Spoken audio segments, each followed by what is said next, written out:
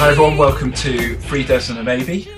This is our podcast series for PHP enthusiasts, starting off with beginner level and people who don't know anything about PHP whatsoever. We're going to work our way up. So as usual, I am joined by my three brilliant colleagues, Ed Mann, Lewis Keynes and Fraser Hart. Hello. Yo, yo, yo. Word. And always... I can't pull that off, can I? You're too gangster for it, mate. Yeah, I know. So, let's see. Lou, how's your week been? How's my week been? Yeah, evening all, by the way. Yeah, my week's not been too bad. Not a massive amount to report, really. Just still working on the same website that I've been working on for this electrical company. But it's starting to shape up now. I'm certainly a good chunk of the way through it, and the framework is kind of panning out the way that I've wanted it to pan out, which is nice. I've been building a lot of sort of command line programs to generate boilerplate code and stuff, so I can make things nice and quickly, and that's going well. So yeah, I can't really complain. One thing I'll speak about this when we get to the plugin soon. There was one thing that I was going to podcast that I listened to today, but I'll discuss that in due course. Cool. One question, sorry, mate. One question, Lou, is how is it going? Like, are you having enough time to actually play around with the framework side of it, or is it really just get the job done? Because I know you were quite tight on deadlines. It's some and some, to be honest. The bits that I can do in detail, I am doing in detail, and the bits that I can kind of get away with for the project. Are you going to write notes down? Are you writing notes and just stuff to do? I'm sure you've got a massive to-do list. Oh, yeah, there's comment. There's a lot. Yeah, it's sometimes it feels like the code's getting away from you a bit, but I try and spend like 45 minutes a day just making sure I've commented everything that I've done and stuff, and I know where it all is. But there's a lot of stuff stored in database. There's a lot of stuff stored in arrays at the moment. So hopefully by the end of the project I'll be able to get it all consolidated nicely. But yeah, I haven't managed to tie it all in together just yet. Okay, cool, man. Yeah. Oh, I've lost sound. Oh, I can hear you. Yeah. There you go. Apology. Yeah. Sorry about that. No worries. Fraser, how's your week, man? Yeah, it's been good, thank you, mate. Just trying to think what I've been working on. Not a hugely exciting one in terms of work and what have you, but I've been working on the same project again that I've been working on for, I don't know, maybe 6 months now. It's kind of drawing towards the end, so I had one of these. Okay, I'm getting to the end of the project, so I should probably test it in IE. And I found two pretty major things that weren't working with it, so I had a bit of a heart attack. So I've written a couple of blog posts on how I managed to solve those. Basically, it turns out that PHP sessions don't work with IE when there's an underscore in the URL. I saw a tweet about that. Yeah, blog post. What the hell is that about? That's crazy. I didn't have a clue. Like, basically, I fired up IE to test this project in. Tried to log in, and then it wouldn't let me in. I was like, "Oh crap! I put the wrong password in." So I sat there and kind of like slowly pressed the keys one after another after I've been sitting there doing it for a couple of minutes trying to get the password right. And I was like, "No, there's something like fundamentally not wrong. It's not letting me log in." And all I could basically, from a lot of investigation and playing around and wasting a lot of time, it turned out that the reason for that was because there was underscores in my dev environment's URL. And then, yeah, I basically renamed the dev environment without the underscores, and it was working fine after that. So it was a bit of a pain, to be honest with you, but it worked out right in the end. And the other thing was this project that I'm working on, the same project, it uses an iframe to pull in a web view. And then it turns out that the jQuery doesn't work within the iframe within that page. So that was another kind of thing of having to struggle and work out what was going on. But I managed to get around that by linking to the jQuery library locally rather than running it from the CDN. So that's another crazy thing. So is that an iframe security type issue? I can't work out the reason behind it. All I could really work out was that it now works. It works now. Yeah. I don't know what the reasons behind it, but it does. So I'm going to kind of keep my head down and pretend it didn't happen. I just can't believe the underscore one. That's such a strange bug, and I'm surprised it's that we bizarre. haven't already. I mean, you can see why you can't really see why it does it, but it's in its defence. Like, underscores are not permitted characters within URLs, but yeah, like for something like that to break it, I can't think why that would, unless it's something they've just neglected to put in rather than something they've actively disabled. I'm not too sure. I had another thing go weird with IE. This was going back a couple of months ago, probably, if not longer. But have you guys ever noticed that if you know console log when you're using like jQuery to test jQuery JavaScript code in your console, if you leave that as it is and you don't comment it out or delete it, then functions don't work in IE 8 or 7. Yeah, I've had that problem. Yeah. That is another annoying one. Because I know that Paul Irish made like a wrapper, console log wrapper that kind of fixed that. That's right, yeah. I didn't even know it was a problem though. It's crazy, isn't it? It's a crazy one though, because you think, I can use console log everywhere. No, not in the web game. There's another one as well. I think it's like window.location.href. Is that different? I think it's one of those in IE7. It throws all the toys out the pram. Yes, lovely. That's just what you want. Just what you want. Yeah, nightmare. But these are the kind of things you only learn over time, don't you? You pick them up. Well, exactly, trial and error. And it's when you start reading your blog post phrase, it's like, well, you're deving in, your select few browsers. You're not always going to be every refresh go, now I need to load up an IE7 instance or something. Yep. Then you get to it and you're like, oh dear. There could be a really quick fix to this, or I could, or there may be a whole rewrite, and I really hope it's the full. Absolutely, or a hack. Yeah, that's exactly what I mean. As it most likely goes. But it's one of these things, like it's always in the back of your mind, like, I should probably be testing this in IE, and like every time you do a bit of new functionality, you're like, no, I'll leave it till the next bit of functionality and worry about it then. And then, you leave, in my experience, you leave it till right before the project needs to go live, and then and then it doesn't work. Yeah. We've all been there.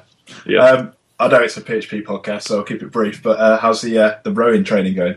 It's going really good. I was actually on Real Radio talking about it the other day. I'm not sure if you heard that. I saw a link. I missed it. I meant to listen. Yeah, I was on KMFM on really on Saturday morning. Yeah, That's on the crazy. news slot. Oh wow! Oh wow! Have they got a podcast out like for us to?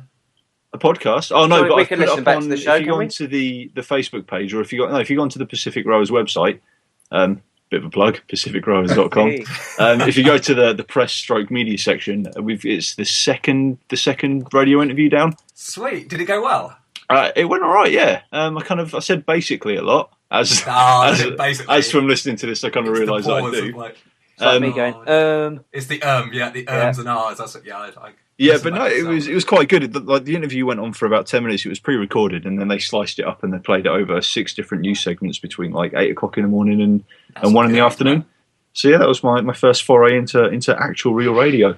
Did they do like what the press do, and just muddle up your words, make you think you're saying something that you don't want to Absolutely. Well, there was one bit where they did that, yeah.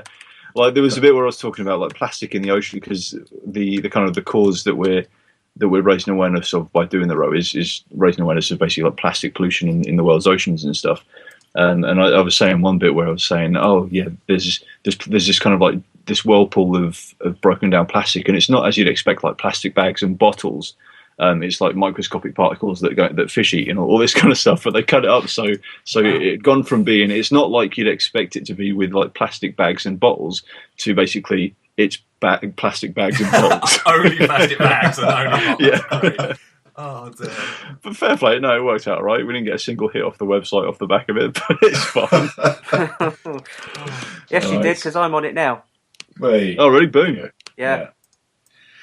So that leaves us with Ed the Player Man. How's your I haven't week had been? that in a while. That's a lovely nickname to have.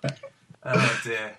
Doing really well, man. Yeah, similar to last week, really. Just getting on with the freelance stuff and being able to do a bit more blogging in my free time. What happened this week? I don't know if you lot had a chance to check out my blog post on static facades and the IOC container for Laravel goodness. All those buzzwords, put them in there. I had a little read. I did, yeah. Did you enjoy? Did it make sense? Did I at all try and put the point across in a non-Laravel confusing term?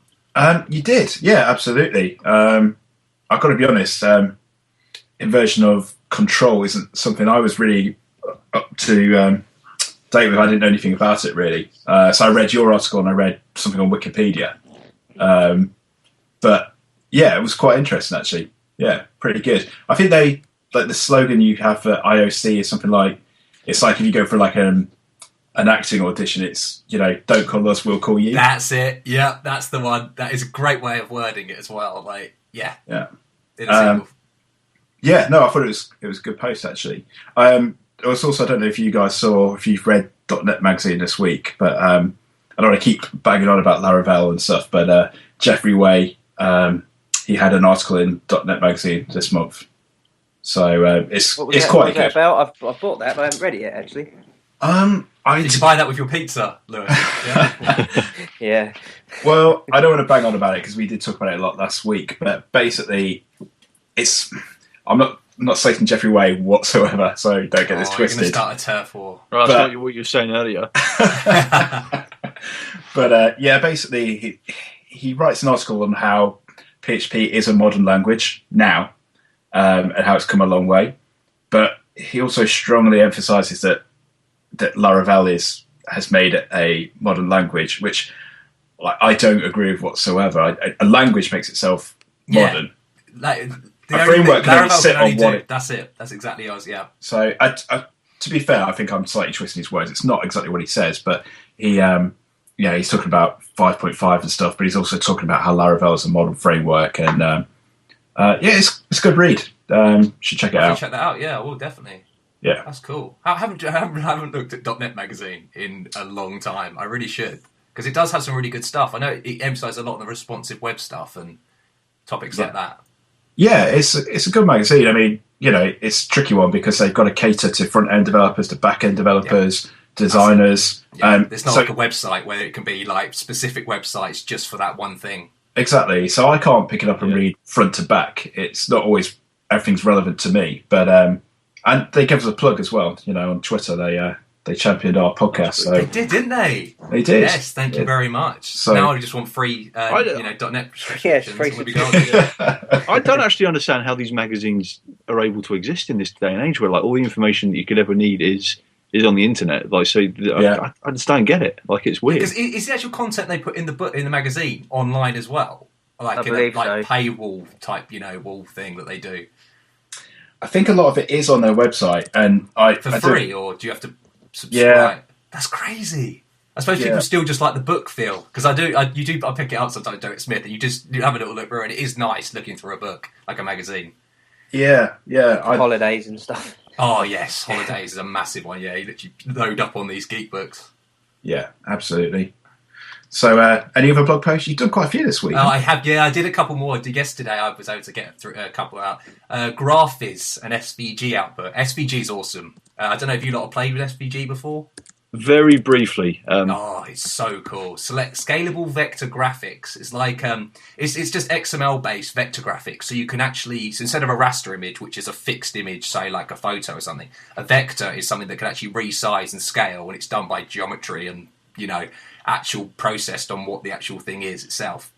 And I was looking into because one thing I felt lacking in my blog was graphs and visual aids and stuff for like blog posts, especially when I'm talking about algorithms or data structures. It's quite nice to show a graph or like a diagram of it. And I was looking around for stuff because I didn't really want to go into another package, say like Photoshop or Omi diagram or some other of these packages. I wanted it really to just do it in code, and then it would just, like the same with the whole syntax highlighting, it would do it for me. I was able to do that, fortunately, with Graphiz, because with the dot format it uses, which was quite cool, and it was able to generate the SVG for me in a similar way I did the pigments thing I talked about last week. And yeah, they look really well. It's so good because these graphs it generates, and you can expand. They're responsive because they're just SVG. So you've got, you never have to worry, and it's a nice bit of code it produces and everything. And yeah, I definitely would check it out. Graphiz, if you're into the idea of making graphs using like just text, and then by just outputting it in SVG. Nice. So, Mike, I see you have a new website. It goes around. He's kept that hidden. He's moving it onto you. Yeah, I've just literally clicked on michaelbudd.org and it's had a bit of a. I wasn't she's a beauty. Look at the logo. You've learned a new trick, sir. It's so bad. I basically had everyone mocking me at work today, but yeah, I just don't have any design flair whatsoever. But I love the logo is cool though. I like the way the logo moves. And you've got a blog post on it, haven't you, on how to use that? I think the logo looks like a GIF from the 1980s. Dude, it just needs under construction. Yeah, left to right needs to go on marquee. And welcome to my homepage. I wasn't going to announce it, but Ed Mann kindly did it on Twitter, said I got a new site. But I think next month I'm going to pay for a designer to. I didn't know it was hidden. I was just. But I wanted something responsive. It was driving me mad, and so I just done something quick. And I like the font used. Yeah, you know what? I changed font 10 times at least. I really like that font. It's really readable. Yeah, I'm quite happy with it, but yeah, I need a new design. It looks truly awful. It looks like something some 16-year-old has made in GCSE IT. First A star. But yeah, it will be better at some point. But at least it's responsive now, and so. And the weird thing is, as soon as it went responsive, I was getting more hits every day. Really? Yeah. They could just smell it, Well, yeah, because Google does actually, doesn't it? It does know. Yeah, it can check to see what your meta and stuff is. How's your week been though? By the way.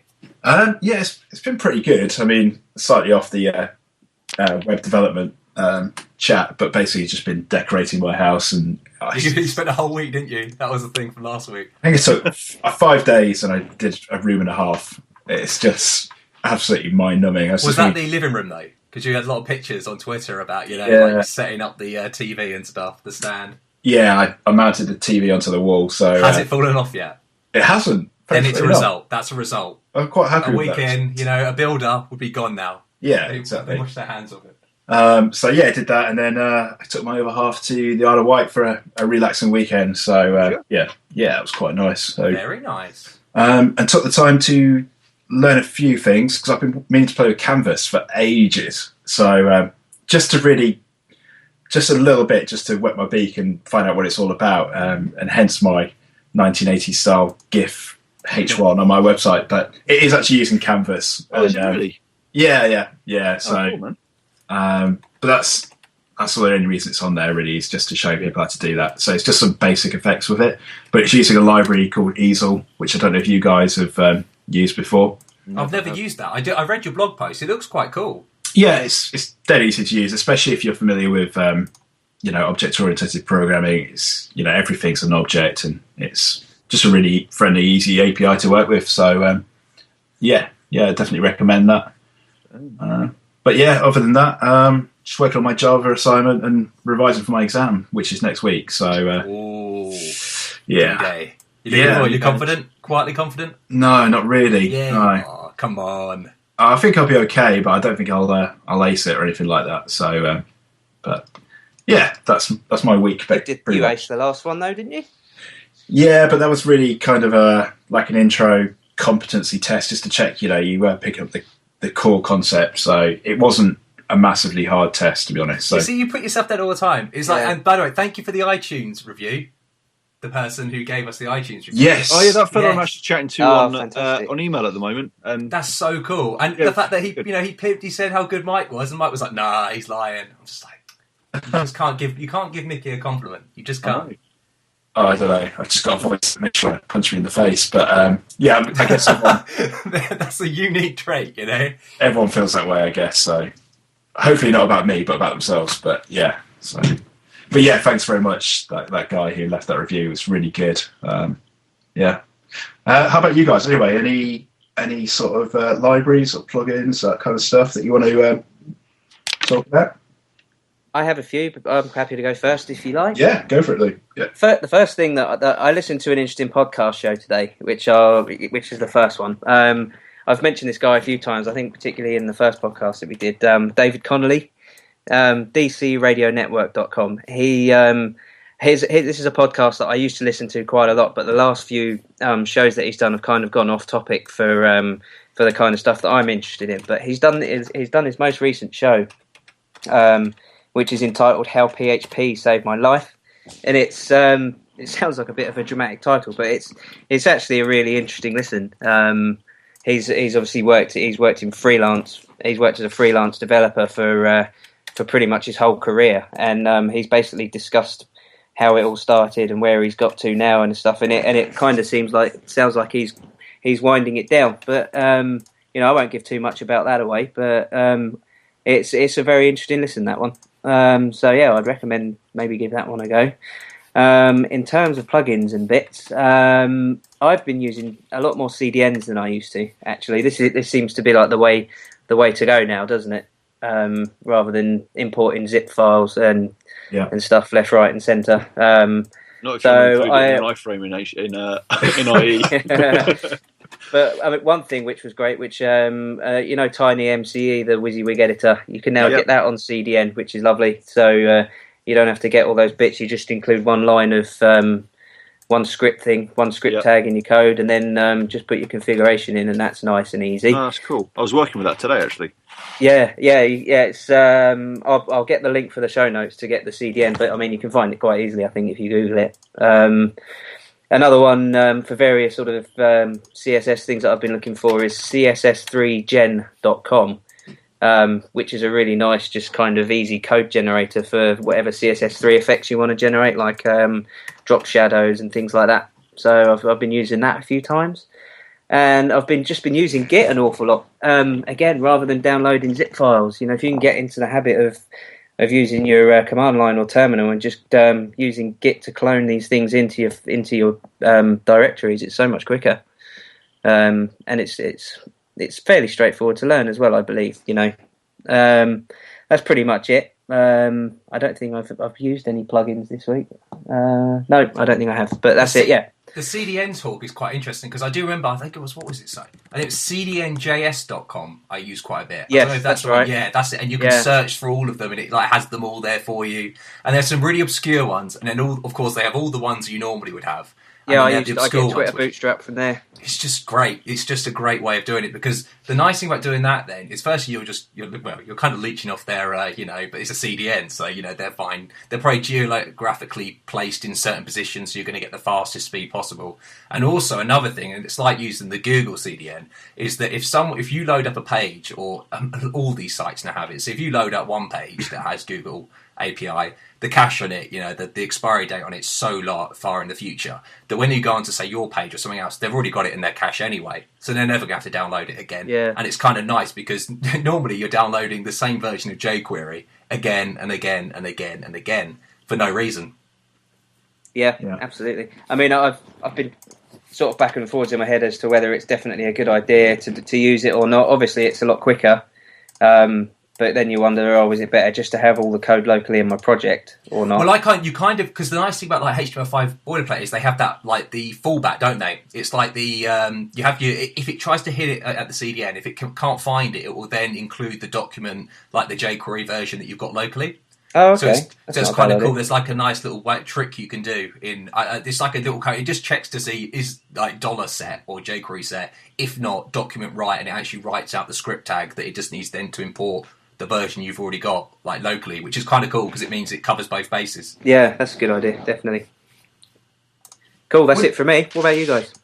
Sorry, I was just going to ask you with the CDN thing. I don't know if I'm being thick here, but one of the things I worry about with that is if the CDN falls down, if that source you're going to fetch from it suddenly is gone. What happens then? Do you have a fallback plan? That's what you have to do. That's then that's the risk if you don't use it. If you don't, I mean, stuff like Google, when it goes down, there's a big old song and dance. They've got a lot of redundancy in place, but that's why you use that fallback of like, okay, well, if you can't get it from here, then at least I've got a local version that you can get it from.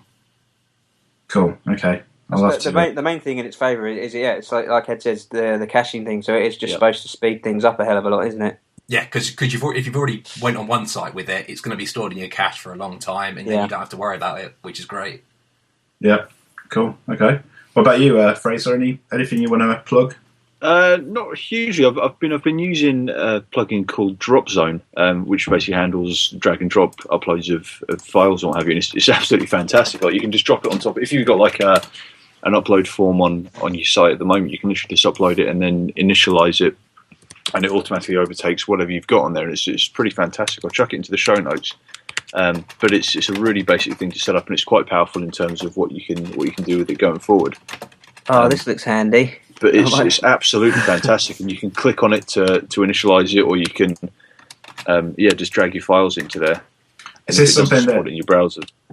Does it sit on top of jQuery UI? Does it use the draggable part of that, or no? You can use it either with jQuery or you can use it completely JavaScript. Vanilla JavaScript, I think. I've been using it with jQuery, but I'm pretty sure you can use it straight with JavaScript. Let me see. Yeah. That looks pretty good. How do you kind of implement that when you're actually like posting the form for that? Do you just is it like going dynamically into a hidden form field or something, the value of the file or something like that? It is, yeah. Basically, it just overtakes whatever form you set it to. Sorry, you're talking on the front end or the back end? Well, say if you were using it like in a CMS or something like that to upload pictures for a blog or something, Okay. and then you wanted to save that picture into the file name into a database or something. Right, yeah. So you also need to. This is independent of any back end scripting that you do. They give you a load of sample files and stuff and sample code how to actually implement that in the back end. But it's fairly straightforward. It's exactly as you would do with a standard upload. So you basically grab the file, get the file name. If it's an image, you can do any resizing and stuff that you want and store it wherever you want on the server.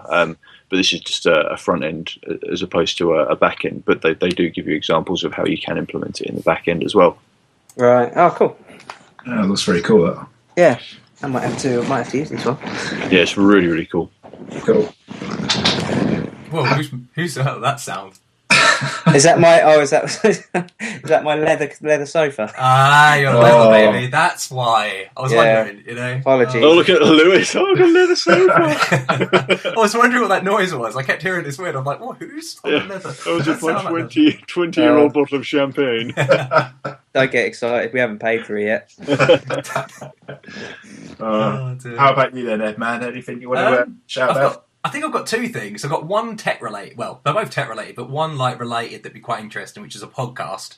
I'm sure you've all probably heard of it. The Changelog used to be on GitHub, represented there and stuff.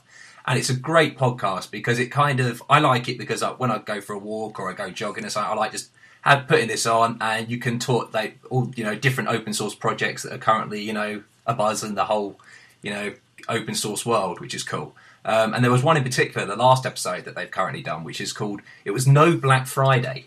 So Black Friday at Walmart. So Walmart started using Node.js for their mobile stuff. Yeah.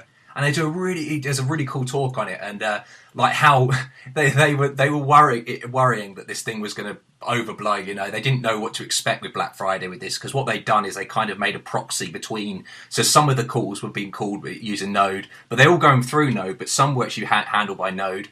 And then some were being handled back by Java and stuff. And really it was just like an API towards the actual making it cleaner and stuff for it. The podcast definitely was telling a lot better than that. But literally it was so cool because they were talking about the fact that they were so worried on the day, Black Friday, because it's the busiest day of the year for them, or for the whole year. It's the money going through that is insane. Yeah. And it turned out that all these server things that they set up, they were doing nothing. They wouldn't even. I think the servers they were using reached up. They actually had a rounding error because they thought it was 50% all the time, but actually it was 0.50%. So a 0.5% of processor. It topped out at 75.75%. So watch out, we're getting up to the 1% mark, and that's just because of how good Node is at handling asynchronous connections, how everything's non-blocking and stuff. And it kind of proved, because there was this whole thing. Do you remember in the Twitter thing? Because Twitter was originally made with Ruby on Rails, and the whole thing was Rails can't scale, Ruby can't scale, and all this stuff. Yeah. There was a big backlash kind of by that, and different people were like, I'm moving back to PHP and stuff. And I'm like, oh great, that's a nice thing to say. It showed that Node can scale, and it's really interesting. And in the future podcasts, hopefully we can talk about it. But that's one of them. That's the Changelog. Really good podcast there. I would definitely recommend it. Yeah, I would second that. It's a really good podcast, especially when I was starting out. I found it really useful. It's just got good little bits, hasn't it? Like it has, like they just talk to the developers and on open source projects. Yeah, it's really interesting. Good hosts, good topics. That now actually. Yeah. And another one, the other one is actually what we're recording the podcast with today is Audio Hijack Pro. I know that Fraser, you found, we both found, great minds think alike. We both found two different, but they're both the same people. The Rogue Amimbar. Oh, is it? Because is it the more expensive one, the one that you got? It's pretty much. It's like, I skimped out and got the cheap one. Well, I was looking at both, and I think the actual one you've got, the Piozo Piezo? Piezo. Hang on, let me. Piezo. I don't know why it's got such random names. Piezo, yeah. It seems to they both do the same thing, but this one I think you can choose like define certain. You can actually mix multiple audios and stuff, which would be quite cool. That's pretty cool. Yeah, because mine restricts you to recording from one program, so you can record from Chrome or you can record from Skype or whatever. It's just so cool. It's like the missing functionality because I know that Skype in Windows world you can actually record out of the box with Skype, which is great. But in the Mac world, no, we can't do that. Yeah. And we had to go through this thing that we were initially just recording off the microphone and stuff. And then we ended up, me and Mickey were both looking at Soundflower and playing around with that, altering our output devices to make it with Audacity and GarageBand. But yeah, it seems like this does the job. It's a one-click thing, and it'd be great to see how it turns out. So if you can't listen to this, if you don't hear this, then it turned out bad. If you are listening to this, great. It worked well. And it should sound a lot better this week as well. We reckon. I'm hoping. Yeah. We've been. We're just audio gurus now. Definitely. Yeah. How about you, Mickey? Any picks you can think of? Not really. To be honest with you, I think I've used all my material with Easel. That's what I was playing with, and the rest has just all been Java revision. So. Any DIY products you could recommend? Or I'll give you one recommendation, which is if you're gloss painting, make sure your cat is trapped in a room playing. What did Dennis do? He basically walked in the paint and Dennis, legend. Went on my wooden floorboards, and the way gloss paint is with the glue, it dries super quick. Oh, so you got a nice little foreprint and stuff. Yeah, got nice. That's kind of cute. Yeah, well. Yeah. Did you keep it? I bet you didn't think that at the time. The cat. No. Did you keep the cat? Yeah, the cat's now gone. I was furious with him. Kept the cat and the paint and the the cat and the paint. Yeah. Yeah. So it's all good. So, I think that wraps up our intro. So, one thing I just wanted to say. First of all, Ed, if you could just quickly clear up what Node.js is to anyone who might not know what it is. Oh yeah, sure. So, simplest terms, it is JavaScript on the server. The idea is that JavaScript is a beautiful language. It's asynchronous, meaning that you don't have this idea of like a while loop that just goes through, continuously. It will have it'll be able to go off and do things at different times and stuff. Like saying opening a file. Opening a file normally on the computer would be called a blocking operation, which means that you're waiting for it. And actually that thread, the actual process you're doing, is actually stopping, which is bad. What this does is it runs in one thread, but it will say, okay, that's blocking. And then it will actually just put you onto the stack or the heap. I don't know what one it actually puts you on, but it puts you on the stack, and it will just point it to it saying, once you've got this file back, then call this. So it's a great way of doing it, and that's what JavaScript gives you. But yeah, Node.js is it was a very buzzy thing in 2010 and stuff, and coming on from there. But it's actually starting to mature now, and yeah, it's doing really, really, really interesting. Ed, the Node that you're speaking of, is this different to the package manager? NPM. Oh no package manager. So Node package manager actually is Node's package manager, Composer is our dependency manager. I think, package manager more like dependency manager. Yeah, so it's, that kind of actually that and Gems, which was Ruby's one, kind of inspired a lot of the work that was Composer, because before that we had Pair, the PHP extension and application repository, which wasn't the greatest, had a lot of problems, but so fortunately we took some ideas from that in the PHP world, and NPM's great. Cool. Okay. And I just wanted to quickly clear up Canvas, which basically, for anyone who's just started out and they don't know anything about it, you've probably heard of Flash before, which is kind of a language in itself that people back in the day used for more complex animations, things that couldn't be done natively with HTML and CSS. Obviously, CSS has come a long way since then, and there's so much you can do now. And, the debate of whether Flash is still relevant is one that will rage on and beyond the scope of this podcast. But HTML5 Canvas is a new way of making more complex animations, and you can make games. It's really scary what you can do with it, and there's some very talented people doing amazing things with it. So I'll leave it there for you for now. And we've got some links as well, some stuff we'll put in the show notes that Lewis has kindly sorted out, which will teach you a bit more about CSS3 and what that can do as well. So we'll probably cover that in a podcast anyway, so just to let you know what's going on there.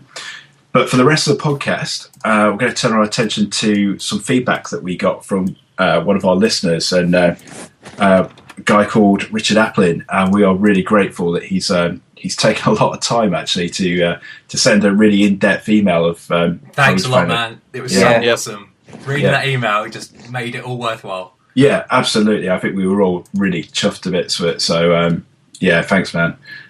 So we're going to have a look at that, and actually, it's a really good place to start because one of the things he starts off with in his email is he says that not as a criticism, but I think he's just wondering we haven't really discussed much PHP yet, and considering we're doing a podcast on PHP, perhaps we should have done more.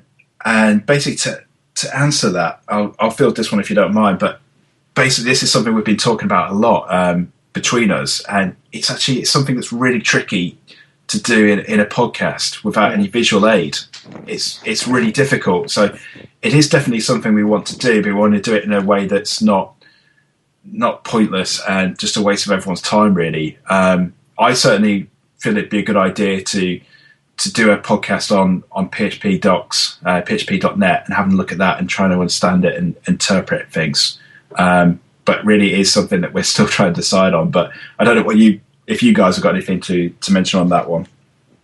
It's just the difficult thing with it is trying to kind of give code instruction via a podcast. It's never easy, is it? Like you say, when you haven't got visual aids or anything like that. Whereas, I think we discuss PHP quite a bit because all the introduction to the show going through our weeks, a lot of that. I'm a purely PHP developer. Fraser, are you as well? Mike Absolutely. is. Well, a little bit of classic ASP chucked in there for good measure, which I love. So it's kind of indirectly, like everything we're talking about is kind of with PHP in mind. But there are definitely topics that we haven't really touched on yet, aren't there? I would say like OOP and classes and things like that. But again, they're massive subjects, and how do you do them justice in a podcast? Well, I think we did make them. We did a trial episode of the second episode was really kind of very codey. Yeah. And I think what we learned from that was actually probably our best way. I mean, we can talk about these topics, but I think at a higher level, more of an abstract level, like kind of an A to B instead of actually the points in between, kind of like what a full bird's eye view of it instead.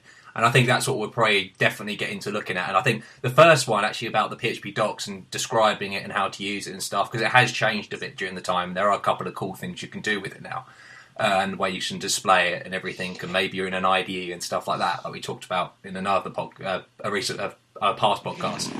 So it's cool stuff like that. And that, I love your leather chair. I'm sorry, sir, but it just sounds great. Is that me again? Sorry. It's awesome. Yeah, we can't afford leather chairs. I know. It's on my rubbish, deck chair here. I've got earplugs in, so I can't actually hear it, so I won't hear it till I listen back. It's awesome. Sorry about that. No, it's fine, man. It's awesome. Yeah. Fraser, do you have anything you wanted to mention on that, or are you happy with that? No, I think you're all good. Yeah, I'm just going to kind of echo everything that you said there anyway. So, without visual aids, it is really kind of hard to show code examples and talks. Like, we can talk about the ways you should be thinking and what have you, but in terms of then this line should say this and this line should say that, I think it's just wasting everyone's time if we were to do that, to be honest, just because people aren't going to remember it and people aren't going to be sitting there with a pen and paper to write everything down. So I think if we support our podcasts if we want to, well, which we do, we want to show and give some instructions. So if we can support that with blog posts, then I think that's the best way we can do it, and then we can talk through those. Speaking of which, actually, I don't know if you saw my email yesterday. I was actually able to push some changes to the latest articles things on the. I did, yeah. Yeah, I started doing that. So it seemed that was one of the things when actually a library was great, because I went on packages and I searched for an RSS feed reader and I found one. It was a bit over complex, but it did the job for the time being. And yeah, so I just need. I've got currently the RSS. It's like the latest it literally just takes our RSS feeds from our blogs. And it's like every hour I make it, so it just updates. Like, it would just crawl to check to see if there's anything new. But at the moment, it's just me and Fraser's, so I just need Lou and Mickey to send me an RSS feed link, and it will be all gravy. And they just all merged into one, like the latest 10, so makes it easier to find. All right. And does it store it, or does it store it? I've kind of been quite sneaky. All I do is I've got the cache, but I use that cache function. So Okay. all I do is every hour I just clear the cache, and then when the first person hits it, they may have a slight delay, and all it does is crawls it, just rebuilds the page again, and it just grabs from all those. Currently the two, but for all four of us, it will just get the in order of what the latest things is, just to get a description and everything. And Good Awesome. stuff, man. Yeah, I'll get that done this weekend. Nice one. Cool. So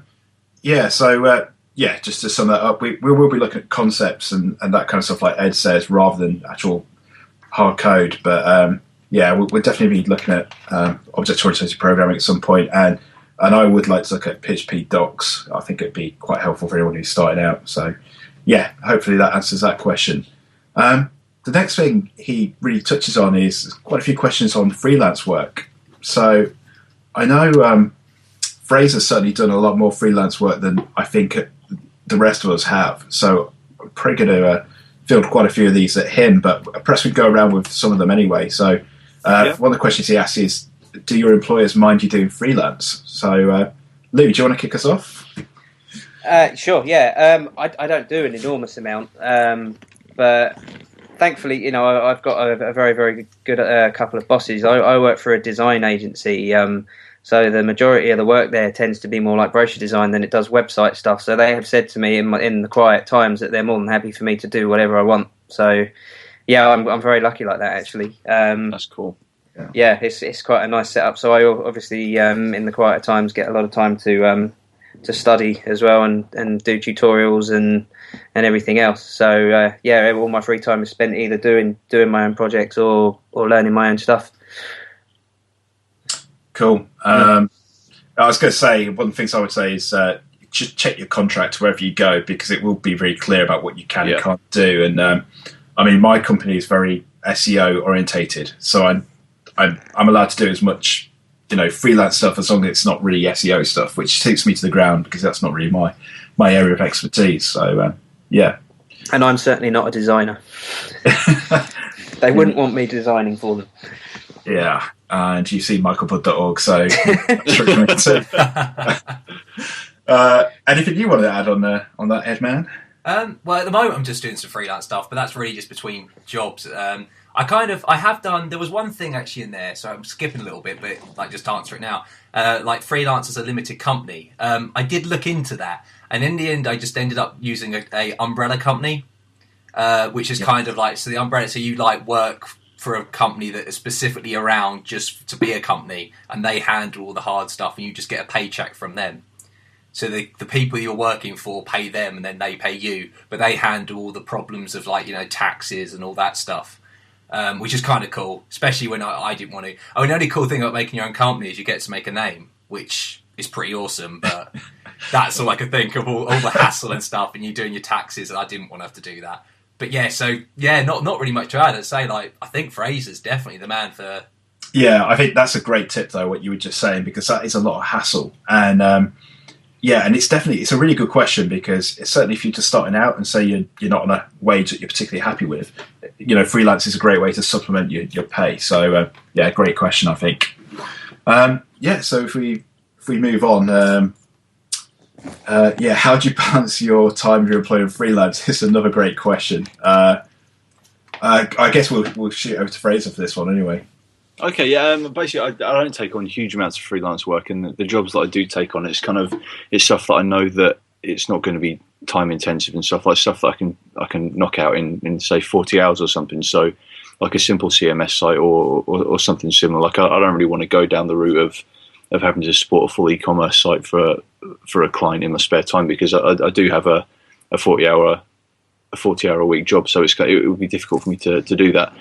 So in terms of balancing my time, it is fairly easy, because I'm fairly selective as to what work I do take and what work I don't take. So it's not really a big issue. I actually find it quite easy to motivate myself. Like I didn't think that would be the case, but when I get back from work, like if I have got a project that I know that I can just kind of whiz through and it's probably going to sound horrible, but whiz through and then get paid. I'm actually quite motivated to get that done in my spare time. So in terms of balancing my time, it's all in my spare time. So Either What on evenings. Oh, sorry. What No, go on. technologies do you use? Because I know you do a bit of WordPress stuff and then Silverstripe. I remember that from last week. Yeah, so I'm just doing. I do most of it in Silverstripe, to be honest with you. I think I discussed in the last podcast that it's for the kind of freelance work that I do. It is just really small stuff. It's absolutely fantastic and pretty much perfect for what I use it for. It's just really quick to get sites out there, and it comes with the built-in CMS as well, which is pretty intuitive for clients to use.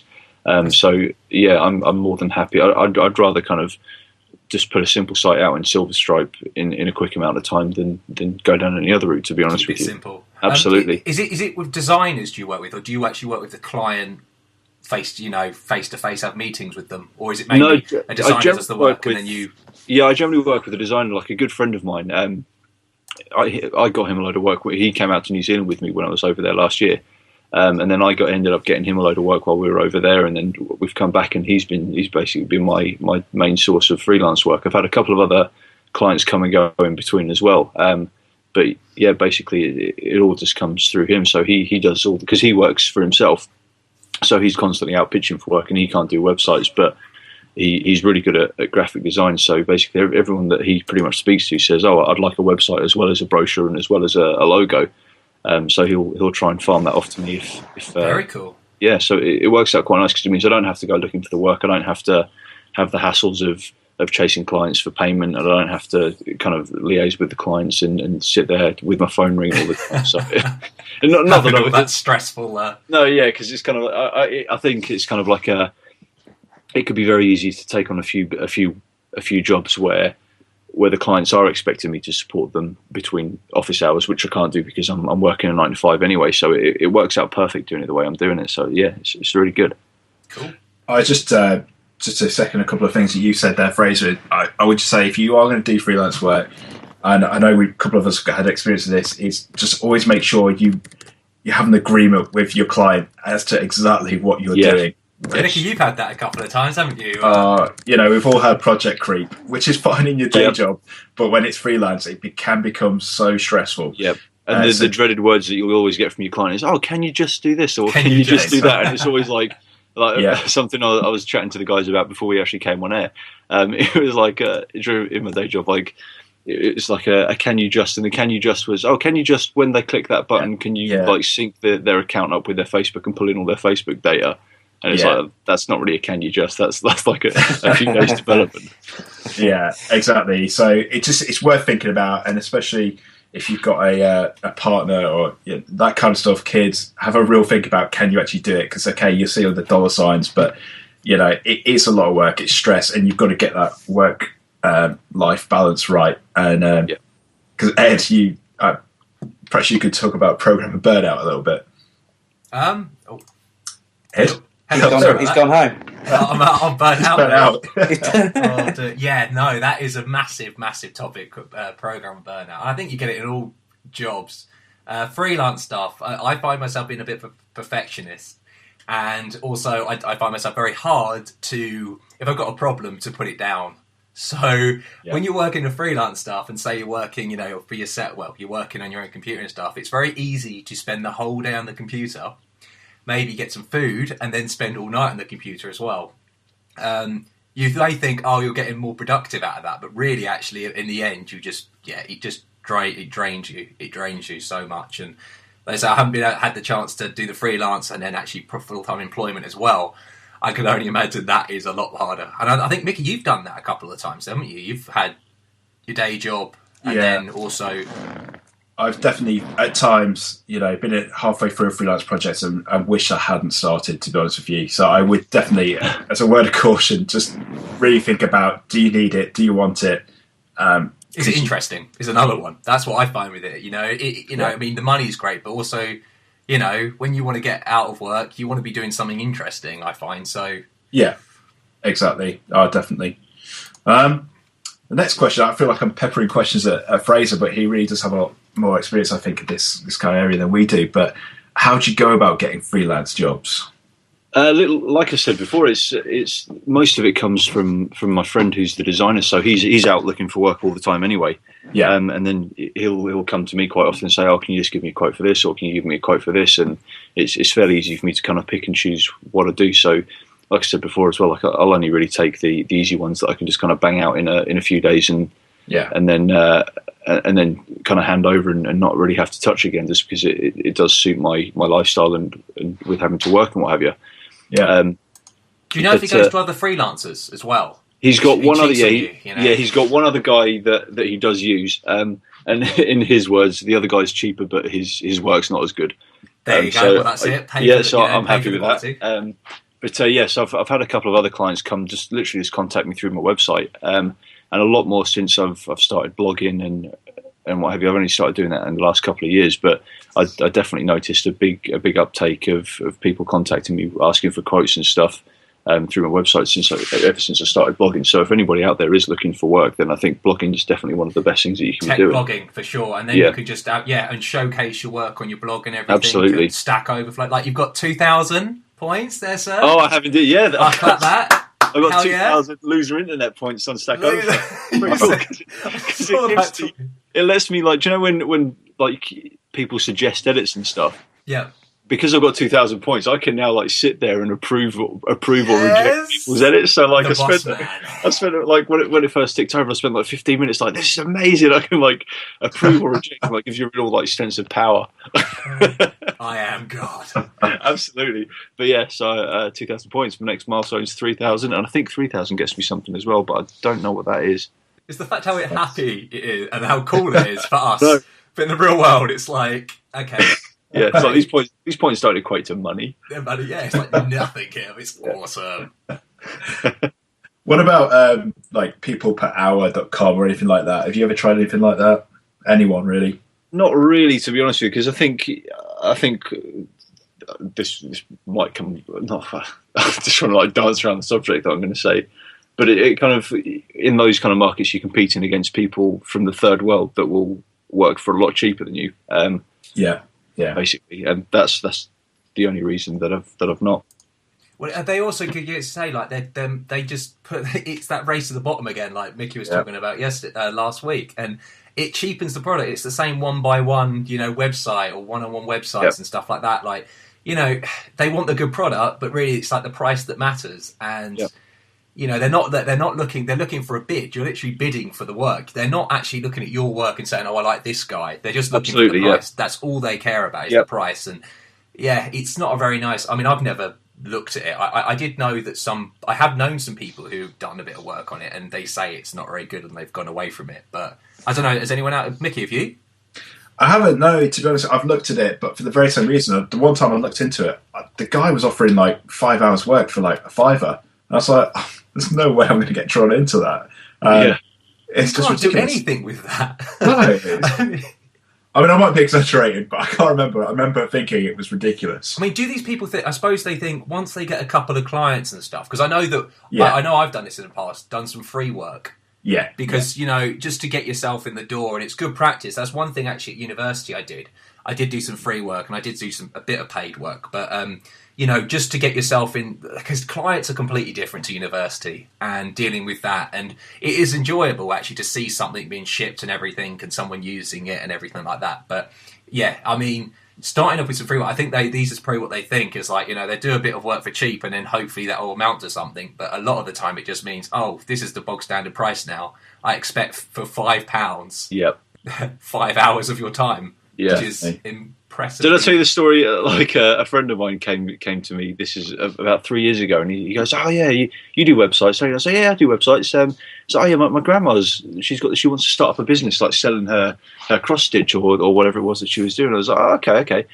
So he's basically hit me up for a quote. He's like, so yeah, roughly what would we be looking at for like an online store so you can sell it? And I was like, oh well, like gave him a price, and he was like, she was only looking at spending about 30 quid.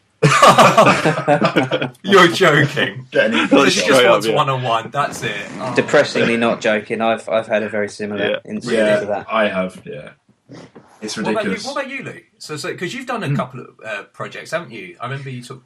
Well, to be honest, I haven't. I've never actually advertised myself on a freelance basis. Most of the things that I've done have been through people that have either known me previously or have been recommended by various people. But Yeah, even the things that I have done though, I've learned that you have to be very, very choosy with what you take on and stuff, because Yeah, absolutely. when And you're you on can be as well.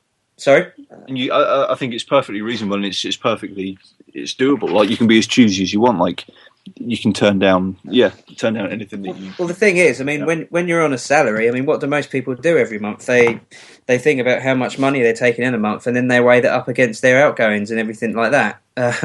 So you have to weigh up a formula of what's coming in and what's going out, and it all comes down to like kind of an hourly rate, and if you're not getting that what you need as your hourly rate, it's just not worth it, because it's going to be costing you one way or another, isn't it? So, Yeah. I mean, I've watched a few sort of videos about how to price yourself as on a freelance basis, and that's my sofa again. Sorry, I can't remember the exact formula, but to give you some kind of idea, you kind of start off with like, right, what's the amount that I want to earn a year? Like, what do I feel I'm worth? And then you add on your bills to that, so you work out all your bills on top of that. Add on like 10% for unforeseen circumstances and that, and then there were a few other things that you have to add on as well, for like things that can definitely crop up, like do you want to go on holiday for 2 weeks a year and everything like that, or 4 weeks a year or whatever. And when you actually begin to put these numbers together and you break it down into how many hours a week you want to work and how that breaks down to an hourly rate, it's quite scary. And then when you go onto these freelance sites and see things like what Mike said, it gets kind of depressing, but it just makes you realise, like, unless you were completely out of work and didn't have a choice, that it's completely sort of non-cost effective to do it that way. Yeah. Yeah, I've read a number of posts, and they kind of give a guide to how much you should charge for freelance, and it's basically like, what would you like to get paid for it? Double it, and then double it again, and then it's because at the end of the day, you're not just building the website, because it's too easy to kind of to quote your time on. Okay, it's going to take me, like I said, on the jobs that I like doing, it's like stuff that will generally take me like 20 to 40 hours, but it's kind of like, if you're doing conventional freelance, if the website takes you 20 to 40 hours to build, then that's 20 to 40 hours to build, but then you're likely going to be spending another 20 hours on the phone and emailing clients, or emailing the client, and then another 5 hours chasing the money, and then there's going to be the follow-up calls, and if you set them up an email account, then it's time that you have to spend on the phone to them, telling them how to put their email settings in, and it's never just a case of, right, built your website, there you go, out the door, right on to the next one. It's everything that goes on in between. You should be billing for that as well.